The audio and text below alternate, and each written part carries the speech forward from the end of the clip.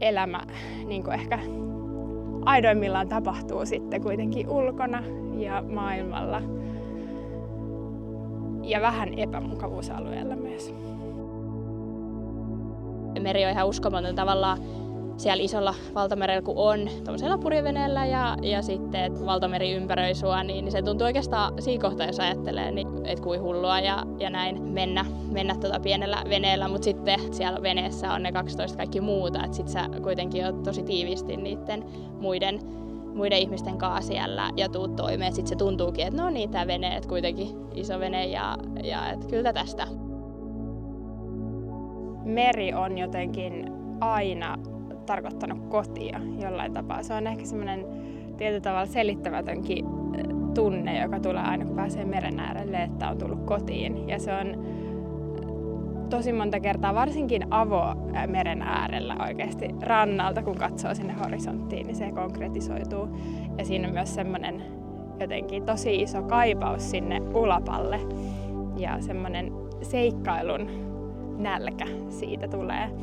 Vesielementtinä on semmoinen, että se on ollut aina mulle tosi tärkeä ja olen viettänyt paljon lapsuudessa ja nuoruudessa aikaa sen ympärillä niin saaristossa kuin sitten veneillessä. Partiossa on tullut sit purjehdittua enemmän ja tärkeä siinä, että on justiinsa päässyt ehkä niitä taitoja opettaa myös nuoremmille ja tietää, että se tavallaan se kouluttaminen on mulle kyllä tärkeää, että saa niinku kouluttaa myös niitä nuoria, kun on itse sitä kautta oppinut niinku, kun mua on koulutettu. Meidän yhteiskunnassa kasvettu tietynlaiseen ajatukseen, että mitä ihmiset voi tehdä ja että se tausta vaikuttaa ja näin, mutta sitten on ehkä hyvä, jos tulee sellaisia ajatuksia, niin pysähtyy miettimään, että mistä ne ihan oikeasti tulee ja miksi ei voisi tehdä sitä. Ja toki ehkä siihen tarvitaan sit myös niitä esikuvia. Se on aina vaikea olla se ensimmäinen, joka rikkoo niitä lasikattoja tai ajateltuja esteitä tai stereotypioita.